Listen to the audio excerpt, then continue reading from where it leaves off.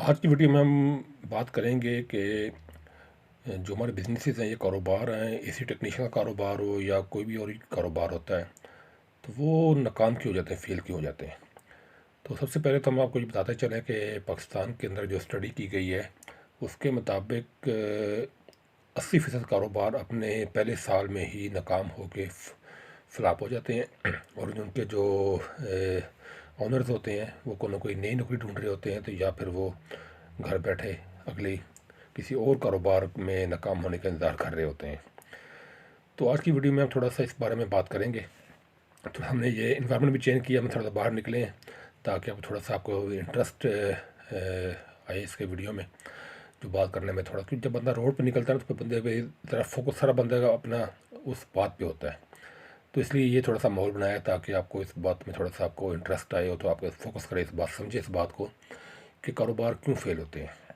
सबसे पहली बात तो ये है कि किसी भी कारोबार को स्टार्ट करने से पहले हमें एक मुकम्मल प्लानिंग की ज़रूरत होती है कि उस कारोबार को हमने किस तरह चलाना है, उसके जो अखराज कहाँ से पूरे करने हैं, एक्सपेंस कहाँ से निकालना है, और जिसकी जो आमदन है उसको कहाँ कैसे यूटिलाइज़ करना है। हम जो पहले गलती ये करते हैं कि जैसे ही हमें कारोबार स्टार्ट करते हैं, हम इसकी अच्छी आमदन स्टार्ट हो जाती है हमारी उम्मीद के मुताबिक या उससे ज़्यादा बाद औक़ात, तो हम उसमें से पैसा निकालना शुरू कर देते हैं, अदर एक्सपेंस में डालना शुरू कर देते हैं। उससे क्या होता है कि वो जो कारोबार चल तो रहा होता है, जब उस कारोबार में बर वक्त आता है तो फिर हम देखते हैं अब हम कहाँ से एक्सपेंस पूरा करेंगे। क्योंकि कारोबार में उतार चढ़ाव तो एक नेचुरल चीज़ है, वो तो हर एक कारोबार में होता है। तो एसी टेक्नीशियन का कारोबार उसमें भी इसी तरह होता है। स्पेशली जो एसी वाले के लोग हैं जो जो काम करते हैं, उनको पता होगा कि गर्मी के अंदर तो अच्छा सीजन चलता है, अच्छा उनकी आमदन होती है। सर्दियों में उनका सीजन डाउन हो जाता है, अब फिर और काम ढूंढ रहे होते हैं। तो हमने इसको पूरे मैनेज इस तरह करना है कि हमने सबसे पहले कोई भी कारोबार स्टार्ट करना है, उसके लिए हमने सबसे पहले 1 साल का जो ख़र्चा है, अगर हम कारोबार इसलिए नीयत से कर रहे हैं कि हमने अपना घर का निज़ाम चलाना है, अपनी ग्रोथ करनी है, तो फिर भूल जा के 1 साल तक अपने को उस कारोबार से कुछ निकालना है। वो आपने उसको बिल्कुल साइड पे कर देना है। अपना जैसा खर्चा, घर का अगर आप खर्चा देते हैं तो कारोबार शुरू करने से पहले कोई से अरेंज करके उधार पकड़ के वो खर्चा आप उस अपने घर दे दें, बस ये आपने मुझसे 1 साल नहीं पूछना। फिर अपने अपने कारोबार को ही डेवलप करना है, जो कमाना है उस कारोबार पे ही लगाना है। हम इसी टेक्नीशियन ऐसी शॉप की बात करते हैं, तो हमारे टूल्स होते हैं, हमारे स्पेयर्स होते हैं हमारे पास। गर्मियों में इतना हमारे पास आ जाता है। अगर हमारे पास रेवेन्यू आ जाता है तो उसको हम अपने आपको शॉप को बिल्डअप करें, अच्छा बनाएं, उसको टूल को रिप्लेस करें, चेंज करें, लेटेस्ट लेकर आएँ, ताकि हमारे काम में बेहतरी है, निखार है, हमें और भी अच्छा काम मिलता है। अपने एड्रेस अच्छा करें, अपनी जो सवारी या मोटरसाइकिल है, गाड़ी, उसको मेंटेन रखें अच्छी, उसको आप इसको उसकी लुक रखें। उस पे आप खर्च करेंगे तो वो आपको मज़ीद बिज़नेस देगा। तो एक वक़्त आएगा कि साल, 2 साल, 3 साल, कुछ को जल्दी भी आ सकता है, कुछ को ऐसे भी लेट हो सकता है, डिपेंड करता है सिचुएशन पे, कि वो जो कारोबार है वो अपना आप सँभाल चुका होता है, फिर वो आपको देना शुरू कर देता है। इसकी जो मिसाल है वो जस्ट लाइक एक फलदार पौधे की तरह है कि पौधे को पहले आप उसको बीज तो आपको आप कहीं से आप ले आते हैं, उसको एक उसकी पनीरी, ठीक है। तो वो जब ज़मीन में लगाते हैं, इसको आपने पानी देना है, खाद देनी है, उसको आपने बचाना है मुख्तलिफ उसको जानवरों से, सर्दी गर्मी से बचाना है उसको। जब वो पौधा बड़ा हो जाता है, इतना बड़ा हो जाता है कि कि वो ख़ुद आपको फिर एक फलदार दरख्त की शक्ल में आपको वो फल देता है, साया देता है, फिर उसको सर्दी गर्मी की कोई परवाह नहीं होती, फिर वो आपको वो शेल्टर दे रहा होता है, ठीक है। तो जो आपने पहले उस पर इन्वेस्टमेंट की होती है वो फिर आपको आपको रिटर्न आना शुरू हो जाती है। तो उसके लिए यही होता है कि पहले आपने कारोबार को डेवलप करना है, उसको अपने पाँव पे खड़ा करना है। जब वो पाँव पे खड़ा हो जाएगा तो फिर आपको वो जो अपने पैसे उस पर लगाए होते हैं वो पैसे आपको वापस आना शुरू हो जाते हैं। तो ये चीज़ हमारे हमारे अक्सर हमारे जो लोग हैं, हमारे जो टेक्नीशियन हज़रात हैं या कोई भी कारोबार करते हैं, वो इस चीज़ को भूल जाते हैं। बस कारोबार स्टार्ट हो गया तो बस अभी हम जैसे शुरू होगी नौकरी की छोड़कर कारोबार में आ गए हैं, तो अभी हमें कोई इशू नहीं है। अब हम बात करते हैं कि जो हमारे टेक्नीशियन हज़रात जब कारोबार स्टार्ट करते हैं, तो एक बच्चा, उसने 20-22 साल की एज है, उसने काम सीख के अपना कारोबार स्टार्ट कर लिया। अब उसका आगे कोई विज़न नहीं है कि मैंने जो मैंने स्टार्ट किया है इस एज ए टेक्नीशियन, इसको मैंने ग्रो कैसे करना है, मैंने किस तरह मैंने अपने अंडर बंदे रखने हैं, फिर मैंने इसके आगे मेरे पास क्या प्लान है। तो किसी के पास कोई प्लान होता नहीं है, तो वो फिर जो जिसको जो नज़र आता है तो वो उस तरफ से बस वो चल पड़ता है, उसके पास कोई क्लियर विजन नहीं होता।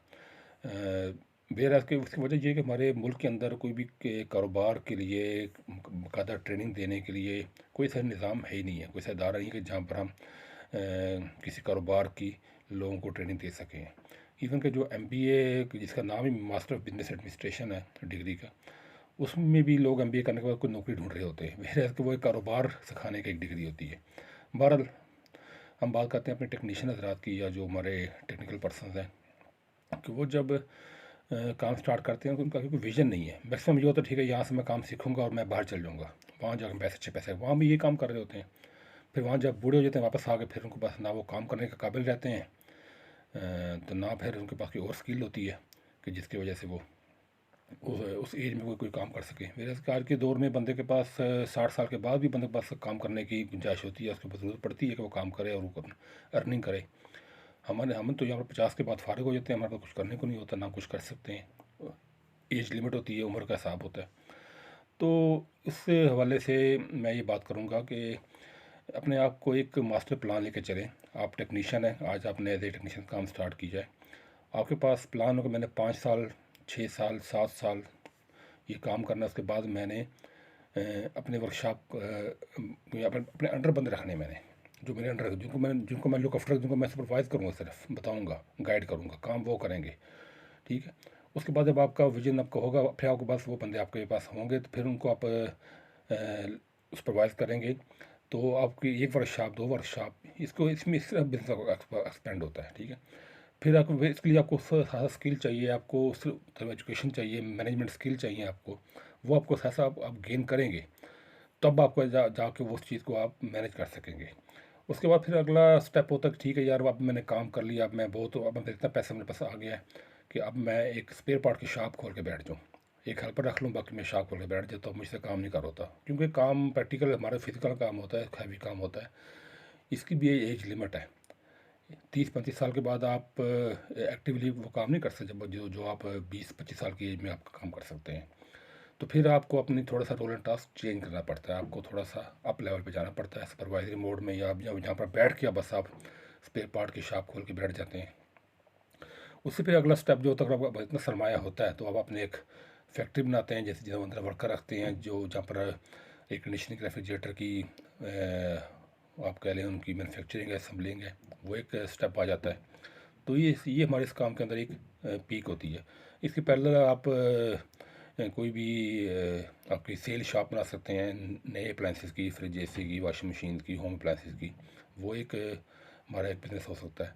तो काम के अंदर अगर ग्रोथ कब होगी तो आप सस्टेन करेंगे।